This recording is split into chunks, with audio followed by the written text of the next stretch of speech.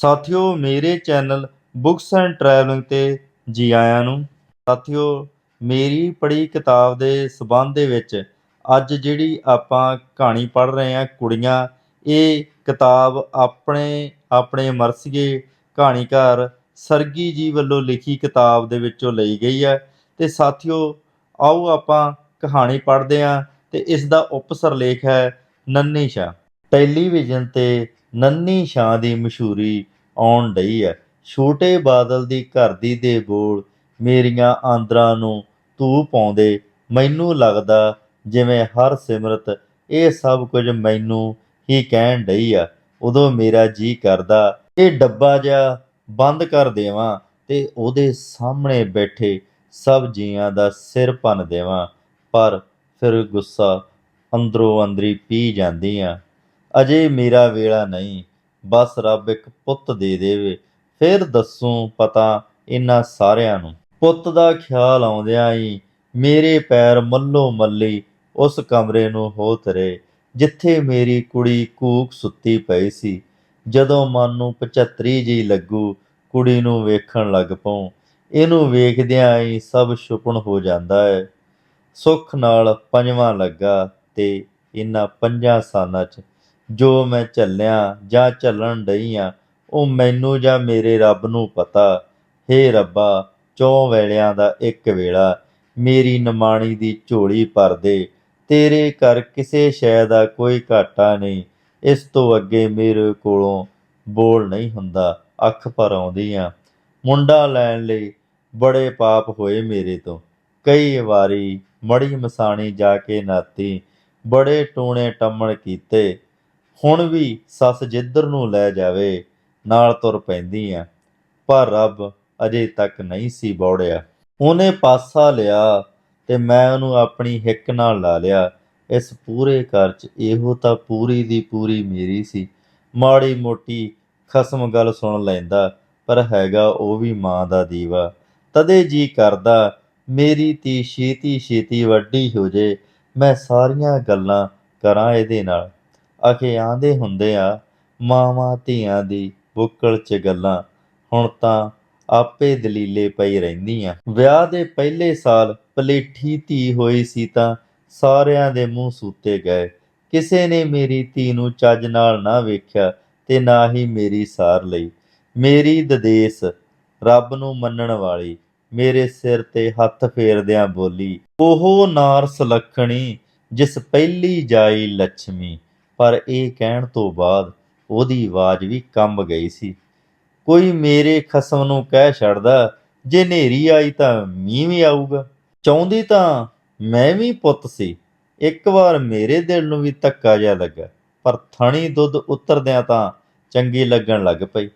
ਜਿਸ ਸਾਲ ਇਹ ਹੋਈ, ਸਾਡੇ ਵਿਆਹ ਦੀ ਪਹਿਲੀ ਲੋਹੜੀ ਸੀ। ਮੈਨੂੰ ਚੰਗਾ ਚੇਤਾ, ਕਿਸੇ ਨੇ ਮੇਰੀ ਧੀ ਨੂੰ ਗੋਦੀ ਚੁੱਕ ਸ਼ਗਨ ਪਾਉਂਦਿਆਂ ਆਖਿਆ ਸੀ, ਕਰਮਾਂ ਵਾਲੀ ਆ ਜਿਹਨੇ ਪਹਿਲੀ ਵਾਰੀ ਮੰਨ ਲਈ। ਫਿਰ ਕਿਸੇ ਨੇ ਤੇਰੀ ਵਾਰੀ ਆਉਣ ਦੇਣੀ ਸੀ ਭਲਾ। ਵਾਕਿਆ ਈ, ਫਿਰ ਜਿਹੜੀਆਂ ਕੁੱਖੇ ਪਈਆਂ ਉਹ ਕਦੋਂ ਆਈਆਂ? ਜੇ ਇੱਕ ਆਈ ਵੀ ਸੀ, ਉਹ ਵੀ ਹਫ਼ਤੇ ਦੀ ਹੋ ਕੇ ਮਰ ਖਪ ਗਈ। ਵੱਡੀ 2 ਸਾਲ ਦੀ ਸੀ ਜਦੋਂ ਦਿਨ ਥੋੜ੍ਹੇ ਉੱਤੇ ਚੜ੍ਹੇ।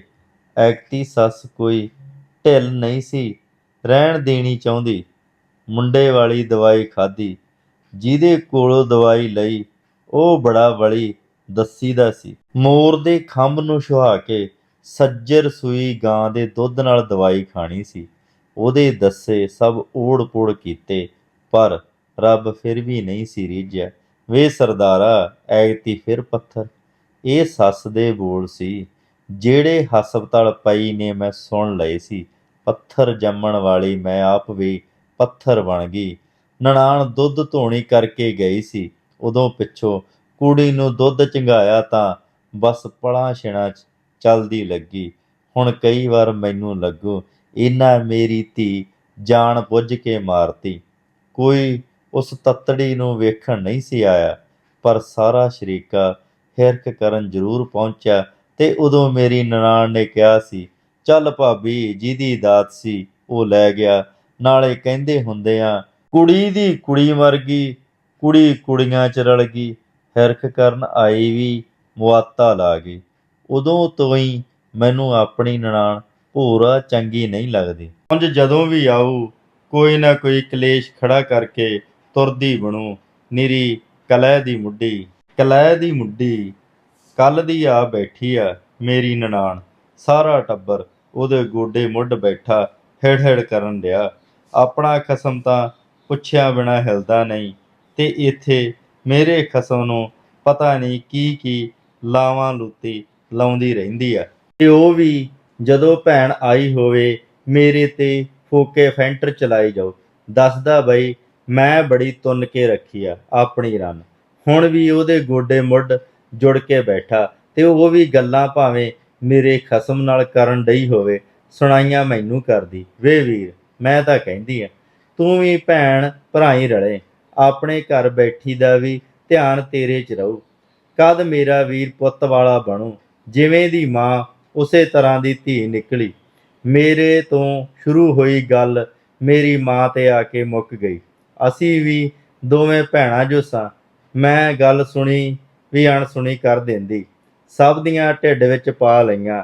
ਅੰਦਰੋਂ ਅੰਦਰੀ ਧੁਖਦੀ ਰਹਿੰਦੀ, ਤੇ ਕਈ ਵਾਰ ਅੰਦਰੋਂ ਅੰਦਰੀ ਧੁਖਦੀ ਦਾ ਧੂੰਆਂ ਸਿਰ ਨੂੰ ਜਾ ਚੜ੍ਹਦਾ। ਸ਼ਰੀਕੇ 'ਚ ਵਿਆਹ, ਇਹ ਕਲਹਿ ਦੀ ਮੁੱਢੀ ਹਫ਼ਤਾ ਪਹਿਲਾਂ ਆ ਕੇ ਬਹਿ ਗਈ। ਅੱਜ ਤੋਂ ਚੁੱਲ੍ਹੇ ਨੇਂਦਾ, ਮੈਨੂੰ ਵੀ ਥੋੜ੍ਹਾ ਆਰਾਮ ਮਿਲ ਜੂ। ਉਂਝ ਪਹਿਲਾਂ ਪਹਿਲ ਕਦੇ ਸ਼ਰੀਕੇ 'ਚੋਂ ਵਿਆਹ ਆਉਂਦਾ ਤਾਂ ਮੇਰਾ ਚਾਅ ਸਾਂਭਿਆ ਨਾ ਜਾਂਦਾ। ਹੁਣ ਤਾਂ ਬਸ ਬੰਨੀ ਰੁੱਤੀ ਜਾਂਦੀਆਂ। ਸਾਰਾ ਟੱਬਰ ਉੱਥੇ ਹੀ ਆ। ਗਿੱਧਾ ਪੈਣ ਲੱਗਾ ਤਾਂ ਮੈਂ ਘਰ ਆ ਗਈ। ਖੱਟ ਕੇ ਲਿਆਂਦੀਆਂ ਛਾਨਣੀਆਂ, ਪਰਾਂ ਮਰ ਦਿਉਰਾ ਵੇ ਰਾਤਾਂ ਚਾਨਣੀਆਂ। ਵਿਆਹ ਵਾਲੇ ਘਰੋਂ ਆਉਂਦੀਆਂ ਬੋਲੀਆਂ ਦੀ ਆਵਾਜ਼ ਮੈਨੂੰ ਪਰੇਸ਼ਾਨ ਕਰਨ ਡਈ ਆ। ਹੁਣ ਗਿੱਧੇ ਦਾ ਪਿੜ ਵੇਖ ਕੇ ਮੈਂ ਤ੍ਰਹਿ ਜਾਂਦੀ ਆ। ਕਦੇ ਪੂਰੇ ਪੇਕੇ ਪਿੰਡ 'ਚ ਮੇਰਾ ਗਿੱਧਾ ਮਸ਼ਹੂਰ ਸੀ। ਤੀਆਂ 'ਚ ਵਿਆਹ ਦੇ ਮੌਕੇ ਮੈਂ ਗਿੱਧਾ ਪਾਉਂਦੀ ਥੱਕਦੀ ਨਾ। ਦੋ ਧਿਰਾਂ ਬਣਾ ਕੇ ਅਸੀਂ ਆਪੋ 'ਚ ਵਾਰੀ ਲਾਉਣ ਬਹਿ ਜਾਂਦੀਆਂ। ਹਾਰਨ ਲੱਗਣਾ ਤਾਂ ਮੈਂ ਕੋਈ ਝੂਠੀ ਮੂਠੀ ਬੋਲੀ ਘੜ ਲੈਣੀ। ਕਿਸੇ ਨੂੰ ਵੀ ਪਤਾ ਨਹੀਂ ਸੀ ਲੱਗਦਾ ਹੁੰਦਾ। ਉਹ ਦਿਨ ਪਤਾ ਨਹੀਂ ਕਿੱਥੇ ਛੁਪਣ ਹੋ ਗਏ। ਸਲਾਈਆਂ ਸਲਾਈਆਂ ਸਲਾਈਆਂ, ਰੌਣਕ ਗਿੱਧਿਆਂ ਦੀ ਨਣਦਾਂ ਤੇ ਭਰਜਾਈਆਂ। ਉਦੋਂ ਵੀ ਮੈਂ ਇਹੋ ਜਿਹੀ ਬੋਲੀ ਪਾ ਕੇ ਹਟੀ ਸੀ। ਉਦੋਂ ਵੀ ਇਸੇ ਘਰ ਸ਼ਰੀਕਣੀਆਂ ਜੁੜੀਆਂ ਸੀ। ਮੈਂ ਆਪਣੀ ਵਾਰੀ ਲਾ ਹਟੀ ਸੀ। ਇਸ ਕਲਹਿ ਦੀ ਮੁੱਢੀ ਮੇਰੀ ਨਨਾਣ ਨੇ ਗਿੱਧੇ ਦੇ ਪਿੜ 'ਚ ਮੈਨੂੰ ਖਿਲਾਰ ਕੇ ਬੋਲੀ ਪਾਈ ਸੀ। ਸੱਤ ਦੇ ਬਚਨ ਵਿੱਚ ਪੁੜੀਆਂ, ਸੱਤ ਦੇ ਬਚਨ ਵਿੱਚ ਪੁੜੀਆਂ, ਅਸਾਂ ਤੈਨੂੰ ਨਹੀਂਓ ਰੱਖਣਾ ਤੇਰੀ ਨਾਲ ਨਾਲ ਵਿੱਚ ਕੁੜੀਆਂ। ਇਹ ਬੋਲੀ ਸੁਣ ਕੇ ਮੈਨੂੰ ਧਰਤ ਨੇ ਵੇਲ ਨਾ ਦਿੱਤੀ। ਸਾਰਾ ਸਰੀਰ ਝੂਠਾ ਪੈ ਗਿਆ ਸੀ। ਐਵੇਂ ਦੋ ਕੁ ਗੇੜੇ ਲਏ। ਸਾਰੀਆਂ ਸ਼ਰੀਕਣੀਆਂ ਚੁੰਨੀਆਂ ਮੂੰਹ ਅੱਗੇ ਦੇ ਦੇ ਹੱਸਣ। ਸਾਰੇ ਸ਼ਰੀਕੇ 'ਚੋਂ ਸੋਹਣੀ ਸੁਨੱਖੀ ਮੈਂ ਉਸੇ ਵੇਲੇ ਪੀਲੀ ਭੂਕ ਬਣ ਗਈ ਸੀ। ਨਨਾਣ ਦੀ ਪਾਈ ਬੋਲੀ ਨੇ ਮੈਨੂੰ ਇਹੋ ਜਿਹੀ ਬੋਲੀ ਮਾਰੀ ਤੇ ਮੈਂ ਬੋਲੀਆਂ ਪਾਉਣੀਆਂ ਭੁੱਲ ਗਈ। ਉਹ ਦਿਨ ਜਾਵੇ ਤੇ ਆਹ ਦਿਨ ਆਵੇ, ਮੈਂ ਨਹੀਂ ਗਿੱਧੇ ਵਿੱਚ ਵੜੀ। ਕਈ ਵਾਰੀ ਸੋਚੂੰ ਚੱਲ ਛੱਡ ਮਨਾ, ਜਿੱਥੇ ਇੰਨੀਆਂ ਢਿੱਡ ਵਿੱਚ ਪਾ ਲਈਆਂ ਉੱਥੇ ਇਹ ਵੀ ਸੀ। ਪਰ ਮੈਂ ਗਿੱਧਾ ਪੈਂਦਾ ਨਹੀਂ ਵੇਖ ਸਕਦੀ। ਮੈਨੂੰ ਇਵੇਂ ਲੱਗੂ ਜਿਵੇਂ ਇਹ ਸਾਰੀਆਂ ਸ਼ਰੀਕਣੀਆਂ ਰਲ ਮਿਲ ਕੇ ਮੇਰਾ ਮਜ਼ਾਕ ਉਡਾਉਣ ਲੱਗੀਆਂ ਹੋਣ। ਬਾਹਰ ਖੜਕਾ ਹੋਇਆ। ਮਾਵਾਂ ਧੀਆਂ ਆਈਆਂ ਲੱਗਦੀਆਂ। ਕਿੱਦਾਂ ਹਿੜ ਹਿੜ ਕਰਨ ਡਈਆਂ। ਉਹਨਾਂ ਦਾ ਹਾਸਾ ਮੇਰੇ ਸਿਰ 'ਚ ਹਥੌੜੇ ਵਾਂਗ ਵੱਜਣ ਲੱਗਾ। ਜੀ ਕਰਦਾ ਇਸ ਕਲਹਿ ਦੀ ਮੁੱਢੀ ਨੂੰ ਗੁੱਤੋਂ ਫੜ ਲਾਂ, ਪਰ ਮੈਂ ਇੰਜ ਦਾ ਕੁਝ ਨਹੀਂ ਕਰ ਸਕਦੀ। ਬਾਹਰੋਂ ਆਉਂਦਾ ਹਾਸਾ, ਡੀਜੇ ਤੇ ਲੱਗੀਆਂ ਬੋਲੀਆਂ ਦੇ ਸ਼ੋਰ ਨਾਲ ਮੇਰਾ ਸਿਰ ਭਾਰਾ ਹੋਣ ਲੱਗਾ। ਮੈਨੂੰ ਪਤਾ ਨਹੀਂ ਕੀ ਹੁੱਲ ਕੁੱਦੀ। ਟੋਕਰੇ 'ਚ ਪਏ ਸਾਰੇ ਭਾਂਡਿਆਂ ਨੂੰ ਮੈਂ ਜ਼ਮੀਨ ਤੇ ਵਗਾਹ ਮਾਰਿਆ। ਨੀ ਕੀ ਚੰਨ ਚਾੜਿਆ ਈ ਅੰਦਰ, ਭਾਂਡੇ ਹੱਥੋਂ ਛੁੱਟ ਗਏ ਵੀ ਜੀ। ਨੀ ਬੁੰਨੀਏ ਤੈਨੂੰ ਸਾਰੀ ਉਮਰ ਅਕਲ ਨਾ ਆਈ, ਧਿਆਨ ਪਤਾ ਨਹੀਂ ਕਿੱਥੇ ਲੱਗਾ ਰਹਿੰਦਾ ਤੇਰਾ। ਚੰਗੀ ਭਲੀ ਅਕਲ ਵਾਲੀ ਮੈਂ ਇਸ ਘਰ 'ਚ ਆ ਕੇ ਬੁੰਨੀ ਬਣ ਗਈ। ਇਹ ਬੁੱਢੜੀ ਮੈਨੂੰ ਬੁੰਨੀ ਤੋਂ ਸਿਵਾ ਕੂੰਦੀ ਨਹੀਂ। ਮੈਨੂੰ ਸਭ ਪਤਾ। ਬਾਹਰ ਬੈਠੀਆਂ ਮਾਵਾਂ ਧੀਆਂ ਮੇਰੇ ਹੀ ਗੁੱਡੇ ਬੰਨਣ ਡਈਆਂ, ਤੇ ਮੈਂ ਰਸੋਈ ਵਿੱਚ ਡਿੱਗੇ ਭਾਂਡਿਆਂ ਨੂੰ ਫਿਰ ਥਾਂ ਸਿਰ ਟਿਕਾ ਦਿੱਤਾ। ਅਜੇ ਤੱਕ ਮੇਰਾ ਘਰ ਵਾਲਾ ਨਹੀਂ ਬੋੜਿਆ, ਪੀਣ ਡੱਫਣ ਬਹਿ ਗਿਆ ਹੋਊ। ਬਾਹਰ ਭਾਵੇਂ ਇਸ ਚੰਡਾਲ ਚੌਕੜੀ ਤੋਂ ਡਰਦਾ ਮੇਰੀ ਸੁਣੇ ਗਿਣੇ ਨਾ, ਅੰਦਰ ਵੜਦਾ ਮੇਮਣਾ ਜਿਹਾ ਬਣ ਜੂ। ਸਾਥੀਓ, ਮੇਰੇ ਚੈਨਲ ਬੁੱਕਸ ਐਂਡ ਟਰੈਵਲਿੰਗ ਤੇ ਜਿਹੜੀ ਆਪਾਂ ਅੱਜ ਕਹਾਣੀ ਸੁਣ ਰਹੇ ਹਾਂ ਕੁੜੀਆਂ, ਇਹ ਜਿਹੜੀ ਕਿਤਾਬ ਹੈਗੀ ਆ ਆਪਣੇ ਆਪਣੇ ਮਰਸੀਏ ਇਸ ਵਿੱਚੋਂ ਲਈ ਗਈ ਆ।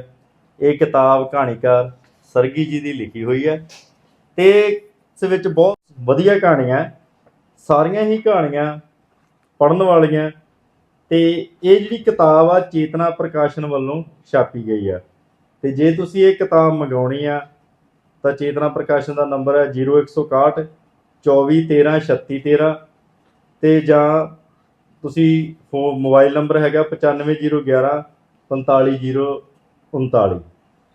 ਤਾਂ ਇਹ ਕਿਤਾਬ ਦੇ ਵਿੱਚ ਸਾਰੀਆਂ ਤਕਰੀਬਨ ਜਿਹੜੀਆਂ ਕਹਾਣੀਆਂ ਇਹ ਔਰਤਾਂ ਦੇ ਨਾਲ ਸੰਬੰਧਿਤ ਆ, ਵੀ ਉਹਨਾਂ ਦੀ ਇਸ ਵਕਤ ਔਰਤਾਂ ਦੀ ਕੀ ਹਾਲਤ ਆ ਸਮਾਜ ਦੇ ਵਿੱਚ, ਕਿਸ ਤਰ੍ਹਾਂ ਉਹਨਾਂ ਨਾਲ ਵਿਵਹਾਰ ਹੁੰਦਾ, ਜਾਂ ਕੁੜੀਆਂ ਕਹਾਣੀ ਚੱਲ ਰਹੀ ਇਹਦੇ ਵਿੱਚ ਵੀ ਇਸੇ ਤਰ੍ਹਾਂ ਦੀ ਇੱਕ ਕਹਾਣੀ ਆ ਕੁੜੀਆਂ ਦੇ ਨਾਲ ਸੰਬੰਧਿਤ, ਵੀ ਉਹ ਕਿਸ ਤਰ੍ਹਾਂ ਵੀ ਜੇ ਕੁੜੀਆਂ ਹੁੰਦੀਆਂ ਤਾਂ ਲੋਕਾਂ ਦਾ ਵਿਵਹਾਰ ਕਿਹੋ ਜਿਹਾ ਹੁੰਦਾ।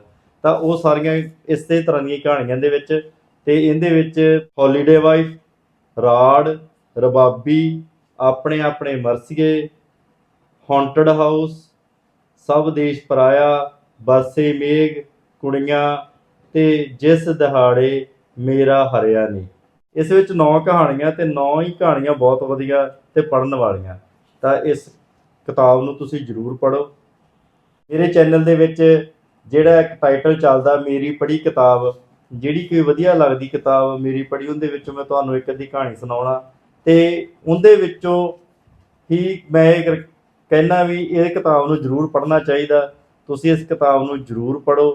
ਤੇ ਇਹਦੇ ਵਿੱਚ ਕੁਝ ਕਹਾਣੀਆਂ ਦੇ ਡਾਇਲੋਗ ਆ ਪਿੱਛੇ ਲਿਖੇ ਹੋਏ ਸਰਗੀ ਜੀ ਦੇ, ਤਾਂ ਉਹਨਾਂ ਦੇ ਵਿੱਚੋਂ ਜਿਵੇਂ ਆਪਣੇ ਆਪਣੇ ਮਰਸੀਏ ਦੇ ਵਿੱਚ ਡਾਇਲੋਗ ਆ ਵੀ ਬੰਦਾ ਸਾਰੀ ਉਮਰ ਜਾਲੀ ਜਿਹਾ ਜੀ ਜਾਂਦਾ, ਸਾਰੇ ਲੋਕ ਕਾਰਬਨ ਕਾਪੀਆਂ ਵਰਗੇ ਹਨ।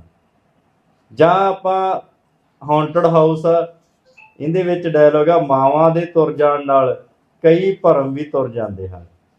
ਕੁੜੀਆਂ ਦੇ ਵਿੱਚ ਹੀ ਆ ਜਿਹੜੀ ਆਪਾਂ ਕਹਾਣੀ ਪੜ੍ਹ ਰਹੇ ਹਾਂ, ਫੰਡਰ ਹੋ ਗਈ ਫਿਰ ਤਾਂ ਬਾਹਰ ਸੁੱਟ ਇਹਨੂੰ, ਘਰ-ਬਾਰ ਫੰਡਰਾਂ ਨੂੰ ਥੋੜ੍ਹੀ ਸਾਂਭੀ ਜਾਵਾਂ।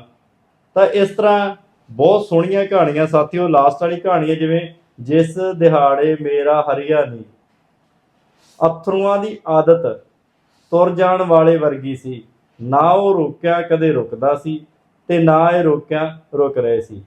ਇਸ ਤਰ੍ਹਾਂ ਸਾਰੀਆਂ ਕਹਾਣੀਆਂ ਦੇ ਡਾਇਲੋਗ ਪਿੱਛੇ ਦਿੱਤੇ ਹੋਏ ਆ, ਮੈਂ ਤੁਹਾਨੂੰ ਕੁਝ ਸੁਣਾਏ ਵੀ ਆ। ਤੇ ਇਹ ਤੁਸੀਂ ਕਿਤਾਬ ਜ਼ਰੂਰ ਪੜ੍ਹੋ, ਬਹੁਤ ਵਧੀਆ ਕਿਤਾਬ ਆ ਸਾਥੀਓ।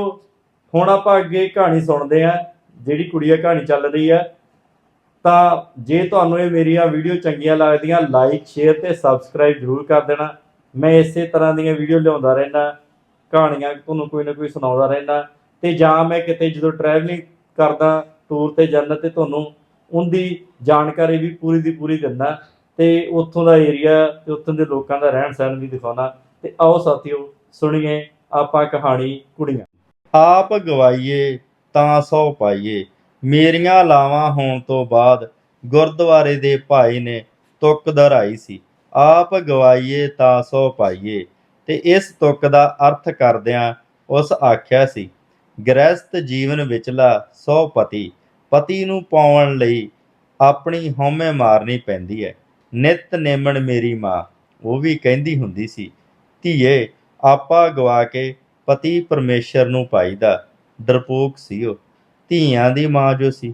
ਮੈਨੂੰ ਪਤਾ ਨਹੀਂ ਕੀ ਕੁਝ ਸਮਝਾ ਛੱਡਿਆ, ਪਹਿਲੇ ਸਾਲ ਤਾਂ ਮੈਂ ਫਿਰ ਵੀ ਕਦੇ ਕਦਾਈ ਵਿਟਰ ਜਾਂਦੀ ਸੀ, ਪਰ ਜਦੋਂ ਪਹਿਲੀ ਕੁੜੀ ਹੋਈ ਤਾਂ ਘਰਦਿਆਂ ਦੇ ਹਾਲਾਤ ਵੇਖ ਕੇ ਮੈਂ ਵੀ ਮਾਂ ਵਰਗੀ ਬਣ ਗਈ। ਫੂਕ ਫੂਕ ਕੇ ਕਦਮ ਰੱਖਣ ਵਾਲੀ ਤੇ ਸਾਰੇ ਟੱਬਰ ਨੇ ਮੇਰੇ ਤੇ ਛਪਾ ਪਾ ਲਿਆ। ਇੱਕ ਮਾੜਾ ਮੋਟਾ ਬੰਦੇ ਦਾ ਆਸਰਾ ਕਈ ਵਾਰੀ ਜੀ 'ਚ ਆਊ, ਆਪਾ ਗਵਾ ਕੇ ਵੀ ਕਿੱਥੇ ਬੰਦਾ ਜਿੱਤ ਹੋਇਆ। ਕਮਰੇ ਦੇ ਮੂੰਹ ਨੂੰ ਕੀ ਕਰਨਾ ਜੇ ਕਦੇ ਬਾਹਰ ਮੇਰੀ ਧਿਰ ਨਹੀਂ ਬਣਦਾ। ਕੀਤਾ ਬੂਹਾ ਖੋਲ, ਸੌਂ ਗਈ ਸੀ ਤੂੰ, ਹੋਰ ਤੈਨੂੰ ਡੀਕਦੀ ਰਹਿੰਦੀ, ਨਾਲੇ ਤੇਰਾ ਹੁਣ ਵਿਆਹ ਖਤਮ ਹੋਇਆ। ਭਾਗਵਾਨੇ ਪਤੀ ਪਰਮੇਸ਼ਰ ਨਾਲ ਇੰਜ ਤੱਤੇ ਠੰਡੇ ਨਹੀਂ ਹੋਈਦਾ। ਰਾਤ ਦਾ ਵੇਲਾ ਕੋਈ ਚੰਗੀ ਜਿਹੀ ਗੱਲ ਕਰ, ਰਾਤ ਨੂੰ ਤੈਨੂੰ ਮੈਂ ਚੇਤੇ ਆ ਗਈ, ਸਾਰਾ ਦਿਨ ਤਾਂ ਦੀਦੀ ਨਹੀਂ ਤੈਨੂੰ। ਗੱਲ ਸੁਣ, ਹੋਰ ਤੇਰੇ ਗੋਡੇ ਨਾਲ ਗੋਡਾ ਜੋੜ ਕੇ ਬੈਠਾ ਰਵਾਂ? ਹੁਣ ਐਵੇਂ ਖਾਧੀ ਪੀਤੀ 'ਚ ਹੱਥ ਨਾ ਲਾਈ ਮੈਨੂੰ। ਕਿਉਂ ਸਹੁਰੇ ਦੀਏ, ਤੂੰ ਮੇਰੀ ਰੰਨ ਨਹੀਂ? ਪੀ ਡੱਫ ਕੇ ਰੰਨ ਦਿਸਣ ਲੱਗ ਪਈ। ਕਦੇ ਦਿਲ ਦੀ ਗੱਲ ਕੀਤੀ ਊ ਮੇਰੇ ਨਾਲ? ਐਵੇਂ ਕਿਉਂ ਮੱਚੀ ਜਾਂਦੀ ਐ? ਚੱਲ ਲਿਆ ਦਿਲ ਦਿਖਾ। ਦਿਲ ਦਿਖਾਏਂਗੀ ਤਾਂ ਦਿਲ ਦੀ ਗੱਲ ਹੋਊ। ਸ਼ਰਾਬ ਪੀਤੀ 'ਚ ਵੇਖਾਂ ਕਿੱਡੀਆਂ ਕਹਿਤਾਂ ਆਉਂਦੀਆਂ। ਮੈਨੂੰ ਨਹੀਂਓ ਤੇਰੀ ਪੀਣੀ ਚੰਗੀ ਲੱਗਦੀ। ਜਾਂ ਸ਼ਰਾਬ ਛੱਡ ਦੇ ਜਾਂ ਮੈਨੂੰ ਛੱਡ ਦੇ।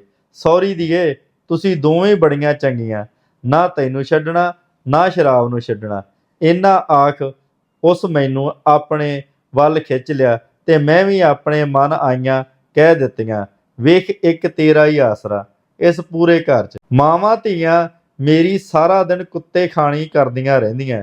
ਮੇਰਾ ਵੀ ਜੀ ਕਰਦਾ ਤੂੰ ਕਦੇ ਤਾਂ ਮੇਰੇ ਹੱਕ ਵਿੱਚ ਖਲੋਵੇਂ। ਇੱਧਰ ਵੇਖ, ਮੇਰੀ ਗੱਲ ਸੁਣ। ਮੈਂ ਕਿਹੜਾ ਸੌਖਾ ਜਣਾ ਖਣਾ ਗੱਲ ਕਰਕੇ ਉਹ ਜਾਂਦਾ। ਪਰਸੋਂ ਲੰਬੜਾਂ ਦਾ ਮੀਤਾ ਕਹਿੰਦਾ, ਕਿਹਦੇ ਵਾਸਤੇ ਮਿੱਟੀ ਨਾਲ ਮਿੱਟੀ ਹੋਇਆ ਰਹਿਣਾ? ਇਹ ਗੱਲ ਸੁਣ, ਮੈਨੂੰ ਆਪਣੇ ਖਸਮ ਤੇ ਤਰਸ ਜਿਹਾ ਆਇਆ ਤੇ ਉਹ ਮੇਰੀ ਹਿੱਕ ਨਾਲ ਡਰੇ ਨਿਆਣੇ ਵਾਂਗੂ ਚਿੰਬੜ ਗਿਆ। ਬਸ ਇੱਕ ਮੁੰਡਾ ਦੇ ਦੇ, ਫਿਰ ਵੇਖੀ ਕਿਵੇਂ ਨੇਰੀਆਂ ਲਿਆਉਂਦਾ। ਤੇ ਉਹ ਮੁੰਡਾ ਮੰਗਦਾ ਮੰਗਦਾ ਉੱਥੇ ਪਹੁੰਚ ਗਿਆ ਸੀ ਜਿੱਥੇ ਸਭ ਰੋਸੇ ਖਤਮ ਹੋ ਜਾਂਦੇ। ਕੁੱਖੇ ਪਈਆਂ ਪਤਾ ਨਹੀਂ ਕਿੰਨੀਆਂ, ਮੇਰੀ ਕੁੱਖੇ ਪਈਆਂ ਤੇ ਕਿੰਨੀ ਵਾਰੀ ਮੈਥੋਂ ਗੁਨਾਹ ਹੋਇਆ। ਕਈ ਵਾਰ ਸੋਚੂੰ ਉਹਨਾਂ ਕੁੱਖੇ ਪਈਆਂ ਦਾ ਸਰਾਪ ਲੱਗਾ ਮੈਨੂੰ। ਮਾੜੇ ਹੱਥੀਂ ਸਫਾਈ ਕਰਾ ਲਈ, ਫਿਰ ਕੁੱਖ ਨਹੀਂ ਨਿੰਮੀ। 2 ਸਾਲ ਹੋ ਗਏ। ਮੈਨੂੰ ਚੰਗਾ ਚੇਤਾ ਜਦ ਆਖਰੀ ਵਾਰ ਸਫਾਈ ਕਰਾਈ ਸੀ। 3 ਮਹੀਨਿਆਂ ਬਾਅਦ ਟੈਸਟ ਕਰਾਇਆ, ਫਿਰ ਕੁੜੀ ਨਿਕਲੀ। ਡਾਕਟਰਨੀ ਨੇ ਅੰਦਰ ਦਵਾਈ ਰੱਖ ਘਰ ਭੇਜ ਦਿੱਤਾ ਸੀ। ਸਾਰੀ ਵਾਟੇ ਢਿੱਡ ਤੇ ਹੱਥ ਰੱਖ ਰੋਂਦੀ ਰਹੀ ਸੀ। ਮੈਨੂੰ ਲੱਗਾ ਜਿਵੇਂ ਕੋਈ ਬੋਟ ਮੇਰੇ ਅੰਦਰ ਤੜਪ ਤੜਪ ਕੇ ਮਰ ਰਿਹਾ, ਪਰ ਮੈਂ ਕੁਝ ਨਹੀਂ ਸੀ ਕਰ ਸਕਦੀ। 3 ਘੰਟੇ ਬਾਅਦ ਫਿਰ ਹਸਪਤਾਲ ਗਏ। ਸਫਾਈ ਕਰਨ ਤੋਂ ਬਾਅਦ ਨਰਸ ਨੇ ਲਿਫਾਫੇ 'ਚ ਲਪੇਟ ਸਭ ਕੁਝ ਫੜਾਉਂਦਿਆਂ ਕਿਹਾ ਸੀ, ਇਹਨੂੰ ਭਾਵੇਂ ਵਗਦੇ ਪਾਣੀ 'ਚ ਵਹਾ ਦੇਵੋ ਜਾਂ ਟੋਆ ਕੱਢ ਕੇ ਨੱਪ ਦੇਵੋ। ਲਿਫਾਫਾ ਮੇਰੇ ਹੱਥ ਵਿੱਚ ਸੀ ਤੇ ਮੈਂ ਉਸ ਲਿਫਾਫੇ 'ਚ ਪਈਆਂ ਆਪਣੀਆਂ ਹੀ ਆਂਦਰਾਂ ਨੂੰ ਟੋਇਆ ਤੇ ਮੇਰੇ ਮੂੰਹੋਂ ਸੁਭਾਇਕੀ ਨਿਕਲ ਗਿਆ, ਨਿਕਰਮਣ।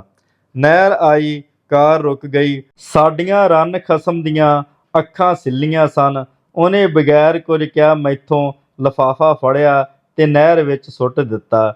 ਕਹਿੰਦੇ ਹੁੰਦੇ ਆ, ਸੂਹ ਨਾਲੋਂ ਚੂਹ ਮਾੜੀ। ਸਾਰਾ ਸਰੀਰ ਟੁੱਟਦਾ ਜਾਂਦਾ ਸੀ ਤੇ ਅੱਗੋਂ ਸੱਸ ਤੱਤੀਆਂ ਠੰਡੀਆਂ ਸੁਣਾਉਣ ਬਹਿ ਗਈ। ਉਦੋਂ ਮੈਂ ਇਸ ਟੱਬਰ ਦੀਆਂ ਕਈ ਵਧੀਕੀਆਂ ਝੱਲ ਲਈਆਂ, ਭੋਰਾ ਦਿਲ ਤੇ ਨਾ ਲਾਈ। ਪਰ ਹੁਣ ਇਸ ਟੱਬਰ ਦੀ ਨਿੱਕੀ ਨਿੱਕੀ ਗੱਲ ਦਿਲ ਤੇ ਬਹਿ ਜਾਂਦੀ ਹੈ। ਸਾਧ ਦੀ ਚੌਂਕੀ। ਹਵੇਲੀ 'ਚੋਂ ਧਾਰਾਂ ਕੱਢ ਕੇ ਆਈ ਆਂ। ਸੱਸ ਮੈਨੂੰ ਇਸ਼ਾਰੇ ਨਾਲ ਦੂਜੇ ਕਮਰੇ ਵਿੱਚ ਲੈ ਗਈ। ਕਿਸੇ ਨੇ ਸਿਆਣੇ ਦੀ ਦੱਸ ਪਾਈ ਆ, ਬੜੀ ਕਰਨੀ ਵਾਲਾ ਸਾਧ ਦੱਸੀਦਾ, ਬੜੀਆਂ ਰਿੱਧੀਆਂ ਸਿੱਧੀਆਂ ਦਾ ਮਾਲਕ। ਆ ਜਿਹੜਾ ਤੇਰੇ ਨੁਕਸ ਪੈ ਗਿਆ ਉਹ ਵੀ ਉਹਨੇ ਠੀਕ ਕਰ ਦੇਣਾ। ਮੈਂ ਚੁੱਪਚਾਪ ਸਭ ਕੁਝ ਸੁਣਦੀ ਰਹੀ ਤੇ ਮੁੰਡਾ ਲੈਣ ਉਹ ਸਾਧ ਦੀ ਚੌਂਕੀ ਜਾ ਬੈਠੀ। ਮੈਂ ਤੇ ਮੇਰੀ ਸੱਸ ਸਾਧ ਦੇ ਕਮਰੇ ਵਿੱਚ ਸਾਂ। ਸਾਧ ਦੀਆਂ ਲਾਲ ਸੁਰਖ ਅੱਖਾਂ ਤੋਂ ਮੈਨੂੰ ਖੌਫ ਜਿਹਾ ਆਇਆ, ਪਰ ਫਿਰ ਸੰਭਲ ਗਈ। ਸਾਧ ਨੇ ਨੀਝ ਨਾਲ ਮੈਨੂੰ ਵੇਖਿਆ ਤੇ ਕਹਿਣ ਲੱਗਾ, हे नारी, तुम्हारी कोख को किसी ने बांध रखा है और इससे मुक्त होने के लिए उपाय करना होगा।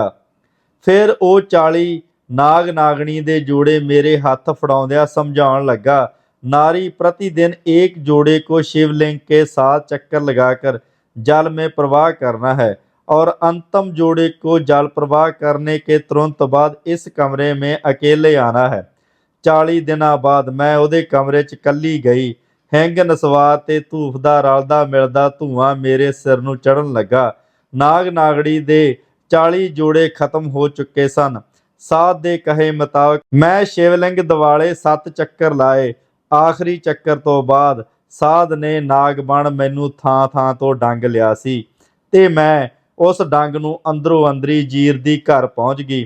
ਘਰ ਆ ਕੇ ਮੈਂ ਮਲ ਨਹਾਉਂਦੀ, ਪਰ ਮੇਰੇ ਸਰੀਰ 'ਚੋਂ ਹਿੰਗ ਨਸਵਾਰ ਦੀ ਗੰਦੀ ਜਿਹੀ ਬੂ ਆਉਂਦੀ ਰਹਿੰਦੀ। ਜਦ ਮੇਰਾ ਘਰ ਵਾਲਾ ਮੇਰੇ ਕੋਲ ਆਉਂਦਾ ਤਾਂ ਮੈਨੂੰ ਅਲਕਤ ਜਿਹੀ ਆਉਂਦੀ, ਐਵੇਂ ਕੋਈ ਨਾ ਕੋਈ ਬਹਾਨਾ ਕੱਢ ਲੈਂਦੀ। ਤੇ ਹੁਣ ਉਹ ਕਦੀ ਮੇਰੇ ਨੇੜੇ ਨਹੀਂ ਆਇਆ। ਪਤਾ ਨਹੀਂ ਕੀ ਪੱਟੀਆਂ ਪੜ੍ਹਾਈਆਂ ਰਲ ਮਿਲ ਮਾਵਾਂ ਧੀਆਂ ਨੇ। ਉਹ ਨਿਰਮੋਹਿਆ ਹੋ ਗਿਆ। ਹੁਣ ਤਾਂ ਘਰ ਵੀ ਵੱਢ ਵੱਢ ਖਾਂਦਾ। ਦੁਰਪਟਾ ਵਾਂਗੂ ਪਈ ਫਿਰਦੀ ਆ। ਮੈਨੂੰ ਤਾਂ ਢਿੱਡ ਦਾ ਦੁੱਖ ਲੈ ਕੇ ਬਹਿ ਗਿਆ। ਆਂਦਰਾਂ ਦੇ ਰੁੱਗ ਭਰ ਭਰ ਜਾਂਦੇ। ਢਿੱਡ ਦੇ ਹੋ ਕੇ ਦਿਮਾਗੇ ਅਸਰ ਕਰ ਗਏ। ਰਹਿੰਦੀ ਖੁੰਦੀ ਕਸਰ ਮੇਰੇ ਖਸਮ ਨੇ ਪੂਰੀ ਕਰਤੀ। ਲਾਗੋ ਦੀ ਇੰਜ ਲੰਘ ਜੂ ਜਿਵੇਂ ਜਾਣਦਾ ਨਹੀਂ ਹੁੰਦਾ। ਮੈਂ ਹੀ ਢੀਠ ਜੀ ਬਣ ਬੁਲਾਇਆ। ਬੰਦਿਆ, ਮੇਰੇ ਨਾਲ ਇਹਨੂੰ ਵੱਧ ਕੇ ਕੀ ਹੋ ਜੂ? ਮੇਰਾ ਕਸੂਰ ਤਾਂ ਦੱਸ। ਤੇ ਅੱਗੋਂ ਭਬਕ ਕੇ ਪੈ ਗਿਆ। ਕੁੜੀ ਤੇ ਕੁੜੀ ਸੁੱਟੀ ਜਾਂਦੀਆਂ ਤੇ ਅੱਗੋਂ ਕੋਈ ਆਸ ਨਹੀਂ ਤੇ ਅਜੇ ਕਸੂਰ ਪੁੱਛਦੀ ਆ। ਉਹ ਮੇਰਾ ਕਸੂਰ 10 ਲਾਂਭੇ ਹੋ ਗਿਆ ਸੀ। ਮੈਂ ਸੁੰਨ ਜਿਹੀ ਹੋ ਕਿੰਨਾ ਚਿਰ ਉੱਥੇ ਖਲੋਤੀ ਰਹੀ। ਲਿਖੀਆਂ ਲੇਖਦੀਆਂ ਇਹ ਸਾਰਾ ਟੱਬਰ ਤਾਂ ਮੇਰੇ ਮੱਥੇ ਕਸੂਰ ਮੜ ਕੇ ਸੁਰਖਰੂ ਹੋ ਗਿਆ ਤੇ ਮੈਂ ਕਿੱਥੇ ਜਾਵਾਂ। ਕਈ ਵਾਰ ਸੋਚੂੰ ਇਹੋ ਜਿਹੇ ਜੀਣ ਖੁਣੋਂ ਕੀ ਥੁੜਿਆ, ਜਿੱਥੇ ਨਾ ਕੋਈ ਦਿਲ ਦੀ ਪੁੱਛਣ ਵਾਲਾ ਤੇ ਨਾ ਕੋਈ ਦਿਲ ਦੀ ਦੱਸਣ ਵਾਲਾ। ਫਿਰ ਭੋਰਾ ਜਿੰਨੀ ਕੁੜੀ ਦਾ ਮੋਹ ਮਾਰ ਜਾਂਦਾ। ਜੇ ਛੱਡ ਕੇ ਪੇਕੇ ਚਲੀ ਗਈ ਤਾਂ ਇਹਦੇ ਮਰੱਬਿਆਂ ਨੂੰ ਤਾਂ ਹੋਰ ਜੁੜ ਜਾਣਗੀਆਂ ਤੇ ਮੇਰੀ ਕੁੜੀ ਰਹਿ ਜੂ ਬਗਾਨੀਆਂ ਪਟੋਕੀਆਂ ਜੋਗੀ। ਕਹਿੰਦੇ ਹੁੰਦੇ ਆ ਲਿਖੀਆਂ ਲੇਖ ਦੀਆਂ ਭੋਗ ਮਨਾਂ 'ਚ ਤਲਾ ਕੇ। ਪਰ ਧੀਆਂ ਦੇ ਲੇਖ ਹੀ ਕਿਉਂ ਮਾੜੇ ਲਿਖ ਦਿੰਦਾ ਰੱਬ।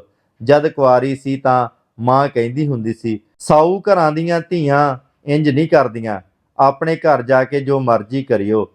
ਕਈ ਵਾਰ ਤਾਂ ਸੋਚੂੰ ਵਿਆਹ ਦੇ 5 ਸਾਲਾਂ ਬਾਅਦ ਵੀ ਨਾ ਇਹ ਘਰ ਆਪਣਾ ਬਣਿਆ ਤੇ ਨਾ ਕੋਈ ਮਰਜ਼ੀ ਪੁੱਗੀ। ਪਰਸੋਂ ਕਿੰਨੇ ਦਿਨਾਂ ਬਾਅਦ ਉਹ ਮੇਰੇ ਕਮਰੇ 'ਚ ਆਇਆ ਸੀ ਆਪਣੀ ਲੋੜ ਲਈ। ਮੈਂ ਉਹਦੀਆਂ ਅੱਖਾਂ ਵਿੱਚੋਂ ਬਗਾਨੀ ਔਰਤ ਲੱਭ ਲਈ ਸੀ। ਉਹਦੇ ਤਾਂ ਇਹ ਚਿੱਤ ਚੇਤੇ ਵੀ ਨਹੀਂ ਸੀ ਬਈ ਜਨਾਨੀ ਦੀ ਵੀ ਦੇਹ ਹੁੰਦੀ ਆ।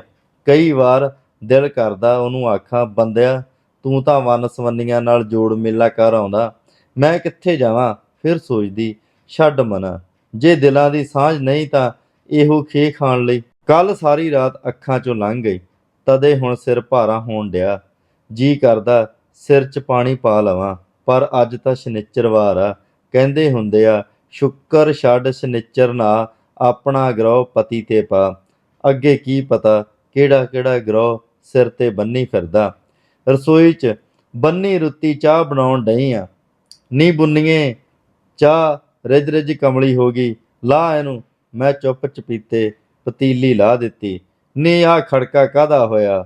ਬਗੈਰ ਕੋਈ ਜਵਾਬ ਦਿੱਤਿਆਂ ਮੈਂ ਵੀ ਸੱਸ ਦੇ ਪਿੱਛੇ ਹਵੇਲੀ ਵੱਲ ਨੂੰ ਹੋ ਤੁਰੀ। ਵੇ ਇਸ ਬੇਜਵਾਨੇ ਜੀ ਨੂੰ ਕਿਉਂ ਮਾਰਨ ਬਹਿ ਗਿਆ? ਮਾਰਾਂ ਨਾ ਤਾਂ ਹੋਰ ਕੀ ਕਰਾਂ, ਆਰਤੀ ਉਤਾਰਾਂ ਇਹਦੀ। ਫਿਰ ਖਾਲੀ ਨਿਕਲ ਆਈ ਸਹੁਰੀ ਦੀ। ਫੰਡਰ ਹੋ ਗਈ ਫੇਰ ਤਾਂ। ਸੁੱਟ ਪਰਾਂ ਇਹਨੂੰ, ਘਰ-ਬਾਰ ਫੰਡਰਾਂ ਨੂੰ ਥੋੜ੍ਹੀ ਸਾਂਭੀ ਜਾਣਾ। ਮੇਰੇ ਲਾਗੇ ਖਲੋਤੇ ਮਾਂ ਪੁੱਤ ਮੈਨੂੰ ਚੁਆਤੀਆਂ ਲਾਉਂਦੇ ਰਹੇ। ਅਗਲੇ ਪਲ ਮੈਨੂੰ ਸਾਰੇ ਵਿਹੜੇ 'ਚ ਫੰਡਰ ਮੱਝ ਦਿਸੀ ਜਾਵੇ। ਮੈਨੂੰ ਲੱਗਾ ਮੰਜੇ ਤੇ ਬੈਠੇ ਦੋਵੇਂ ਮਾਂ ਪੁੱਤ ਮੈਨੂੰ ਫੰਡਰ ਫੰਡਰ ਕਹਿ ਕੇ ਆਵਾਜ਼ਾਂ ਮਾਰਨ ਡਏ ਆ। ਮੈਂ ਉੱਚੀ ਸਾਰੀ ਚੀਕ ਮਾਰੀ। ਸ਼ਦਾਈਆਂ ਵਾਂਗਰ ਕਦੇ ਸੱਸ ਵੱਲ ਕਦੇ ਖਸਮ ਵੱਲ ਵੇਖ ਕੇ ਉਹ ਕਰੀ ਜਾਵਾਂ। ਮੇਰੇ ਸਰੀਰ ਤੇ ਮੇਰਾ ਵੱਸ ਨਾ ਰਿਹਾ। ਆਪਣੇ ਵਾਲ ਖੋਹ ਸੁੱਟੇ, ਛਾਤੀ ਪਿੱਟ ਲਈ। ਨਹੀਂ ਹੋਇਆ ਕੀ? ਕੁਝ ਤਾਂ ਬੋਲ, ਕਿਹਨੂੰ ਪਿੱਟਣ ਬਹਿ ਗਈ? ਨੀ ਕੌਣ ਦਿਸਦਾ? ਉਹ ਮੇਰੀਆਂ ਧੀ ਈ ਆ। ਖਤਮ। ਮੈਂ ਆਪਣੇ ਮੂੰਹ ਤੇ ਚਪੇੜਾ ਮਾਰੀ ਜਾਵਾਂ। ਸੱਸ ਨੇ ਹੱਥ ਫੜਿਆ, ਖਸਮ ਨੇ ਬਾਹ ਮਰੋੜੀ, ਪਰ ਮੇਰੇ 'ਚ ਜ਼ੋਰ ਪਤਾ ਨਹੀਂ ਕਿੱਥੋਂ ਆ ਗਿਆ। ਆਪਣੇ ਆਪ ਨੂੰ ਛਡਾ ਮੈਂ ਵਰਾਂਡੇ 'ਚ ਪਏ ਮੰਜੇ ਦੇ ਪਾਵੇ ਨਾਲ ਲੱਗ ਮੈਂ ਉੱਚੀ ਉੱਚੀ ਚੀਕਾਂ ਮਾਰੀ ਜਾਵਾਂ। ਮਨ ਦਾ ਗੁੱਬ ਗਲਾਟ ਨਿਕਲ ਗਿਆ, ਸਿਰ ਹੌਲਾ ਹੋ ਗਿਆ ਤੇ ਮੈਂ ਸਾਰੇ ਘਰ-ਬਾਰ ਦੀ ਬੌਕਰਬਾਰੀ ਕਰਨ ਲੱਗ ਪਈ। ਹੱਥ ਹੌਲਾ ਕਰਾਉਣਾ। ਸੱਸ ਮੇਰਾ ਹੱਥ ਹੌਲਾ ਕਰਾਉਣ ਲਈ ਮੈਨੂੰ ਸਾਧ ਦੀ ਚੌਂਕੀ ਲੈ ਗਈ। ਕਮਰਾ ਉਹੀ ਹੈ ਪਰ ਸਾਧ ਉਹ ਨਹੀਂ। ਬਾਲਕਾ, ਕਿਆ ਦੁੱਖ ਹੈ ਤੁਝੇ? ਉਹਨੇ ਦੁੱਖ ਪੁੱਛਿਆ ਤਾਂ ਕਈ ਦਿਨਾਂ ਦੇ ਡੱਕੇ ਅਥਰੂ ਝਲਾਰਾਂ ਵਾਂਗ ਬਣ ਵਹਿ ਤੁਰੇ। ਤੁਮਾਰੇ ਮਨ में जो भी विचार है उसे त्याग दो। तुम्हारी सुंदर काया को दीमक लगा है। अब इस बाबा की शो से यह दीमक काया सोन काया में परिवर्तित होगी। सारी दुनिया तो पैरी हੱਥ ਲਵਾਉਣ ਵਾਲਾ ਬਾਬਾ ਮੇਰੇ ਪੈਰਾਂ ਨੂੰ ਚੁੰਮ ਚੱਟ ਰਿਹਾ ਸੀ ਤੇ ਉਸ ਬਾਬੇ ਨੇ ਮੇਰਾ ਹੱਥ ਹੌਲਾ ਕਰਦਿਆਂ ਮੈਨੂੰ ਵੀ ਹੌਲੀ ਫੁੱਲ ਕਰਤਾ। ਅੱਜ ਸਾਧ ਦੀ ਚੌਂਕੀ ਭਰਨੀ ਮੈਨੂੰ ਭੈੜੀ ਨਹੀਂ ਸੀ ਲੱਗੀ। ਜਦੋਂ ਦੀ ਚੌਂਕੀ ਭਰ ਕੇ ਆਈਆਂ ਆਪਣਾ ਆਪ ਵੱਸ 'ਚ ਅੱਜ ਤੜਕੇ ਤੁਰ ਗਏ ਘਰੋਂ ਸਾਰੇ।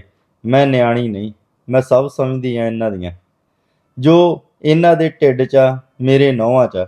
ਖਸਮ ਭਾਵੇਂ ਹੁਣ ਮੈਨੂੰ ਕਿਸੇ ਗਿਣਤੀ 'ਚ ਨਹੀਂ ਰੱਖਦਾ, ਪਰ ਫਿਰ ਵੀ ਜਦੋਂ ਦੇ ਘਰੋਂ ਗਏ ਆ ਮੈਨੂੰ ਹੋਰ ਤਰ੍ਹਾਂ ਹੋਈ ਜਾਂਦਾ।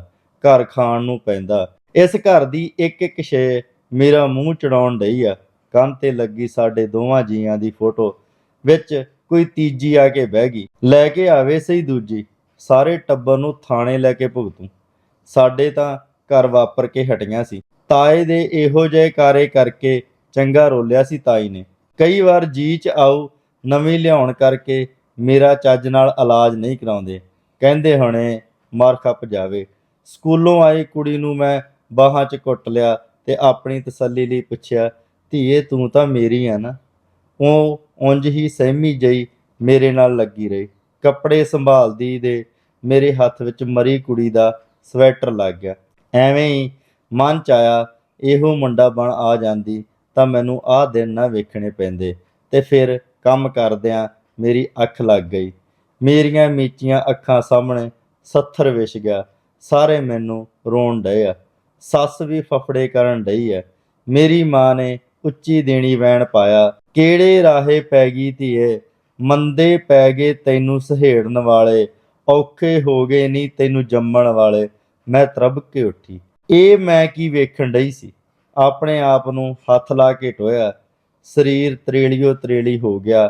ਲਾਗੇ ਸੁੱਤੀ ਕੁੜੀ ਨੂੰ ਇੰਨਾ ਘੁੱਟ ਕੇ ਛਾਤੀ ਨਾਲ ਲਾਇਆ ਕਿ ਉਹਦੀ ਚੀਕ ਨਿਕਲ ਗਈ। ਉਹ ਡਰਦੀ ਮੈਥੋਂ ਦੂਰ ਹੋ ਗਈ। ਮੇਰੇ ਸਿਰਹਾਣੇ ਪਿਆ ਮਰੀ ਕੁੜੀ ਦਾ ਸਵੈਟਰ ਮੇਰੀ ਝੋਲੀ ਆਣ ਪਿਆ। ਮੇਰੇ ਮੂੰਹੋਂ ਵੈਣ ਪੈਣ ਲੱਗੇ। ਰੋਂਦੇ ਰਹਿ ਗਏ ਪੱਟ ਤੇ ਪਟੋਲੇ। ਉੱਠ ਕੇ ਵੇਖ ਨੀ ਧੀਏ, ਤੂੰ ਉੱਠ ਕੇ ਵੇਖ ਨੀ ਧੀਏ। ਉੱਚੀ ਦੇਣੀ ਮੇਰੀ ਭੁੱਬ ਨਿਕਲੀ। ਗੁੱਤ ਖੁੱਲ ਗਈ। ਸਿਰ ਹਿੱਲਣ ਲੱਗਾ। ਕਮਰੇ 'ਚ ਲੇਟਦੀ ਲੇਟਦੀ ਮੈਂ ਉਹ ਖਤਮ ਕਰੀ ਜਾਵਾਂ। ਮੇਰੀ ਗੁਆਂਢਣ ਤੇ ਡਿਸਪੈਂਸਰੀ ਦੀ ਨਰਸ ਮੇਰੇ ਸਿਰਹਾਣੇ ਆਣ ਖੜੀਆਂ ਹੋਈਆਂ। ਨਰਸ ਨੇ ਟੀਕਾ ਲਾਇਆ ਤਾਂ ਮੇਰੀ ਸੁਰਤੀ ਕੰਮ ਕਰਨੋਂ ਹਟ ਗਈ। ਥੋੜ੍ਹੀ ਚਿਰਕੀ ਹੋਸ਼ ਆਈ। ਅੱਖ ਪੁੱਟੀ ਤਾਂ ਲਾਗੇ ਕੋਈ ਨਹੀਂ ਸੀ। ਬਾਹਰ ਗਈ ਤਾਂ ਕਿਸੇ ਨੇ ਨਹੀਂ ਪੁੱਛਿਆ ਕੀ ਹੋਇਆ। ਮੈਨੂੰ ਆਪਣਾ ਆਪ ਵਾਧੂ ਜਿਹਾ ਲੱਗਾ। ਐਵੇਂ ਅੱਖਾਂ ਭਰ ਆਈਆਂ ਤੇ ਫਿਰ ਆਪੇ ਪੂੰਝ ਲਈਆਂ। ਡਾਕਟਰਨੀ ਦੀ ਪੁੱਛ ਦੱਸ, ਨੀ ਕੁੜੇ ਘਰੇ ਹੀ ਆ? ਹਾਂ ਚਾਚੀ, ਹੋਰ ਮੈਂ ਕਿੱਥੇ ਜਾਣਾ। ਇਸ ਤੋਂ ਅੱਗੇ ਮੈਥੋਂ ਬੋਲ ਨਾ ਹੋਇਆ। ਐਵੇਂ ਦਿਲ ਹੌਲਾ ਨਹੀਂ ਕਰੀਦਾ। ਕੀ ਹਾਲ ਬਣਾ ਲਿਆ ਆਪਣਾ। ਚਾਚੀ ਕੀ ਕਰਾਂ, ਜਿਹਦਾ ਪੱਲਾ ਫੜ ਕੇ ਆਈ ਸਾਂ ਹੁਣ ਤਾਂ ਉਹਨੇ ਵੀ ਪੱਲਾ ਝਾੜ ਲਿਆ। ਧੀਏ ਪੱਲੇ ਝਾੜਨੇ ਸੌਖੇ ਨੇ, ਤੇਰੀ ਮਰਜ਼ੀ ਬਗੈਰ ਇਹ ਕੁਝ ਨਹੀਂ ਕਰ ਸਕਦੇ। ਉਹ ਤਾਂ ਮੈਨੂੰ ਵੀ ਪਤਾ ਚਾਚੀ, ਮੇਰੇ ਤਾਂ ਪੇਕੇ ਕਰ ਇਹੋ ਜਿਹੇ ਕਾਰੇ ਹੋ ਹਟੇ। ਗੱਲ ਸੁਣ, ਤੂੰ ਡਿਸਪੈਂਸਰੀ ਜਾ। ਬੜੀ ਸਿਆਣੀ ਆ ਨਵੀਂ ਡਾਕਟਰਨੀ। ਨਾਲੇ ਧੀਏ ਜੇ ਆਪਣੇ ਬਾਰੇ ਨਹੀਂ ਤਾਂ ਆਪਣੀ ਧੀ ਬਾਰੇ ਸੋਚ। ਚਾਚੀ ਚਲੀ ਗਈ ਸੀ ਤੇ ਮੈਨੂੰ ਸੋਚੀ ਲਾ ਗਈ।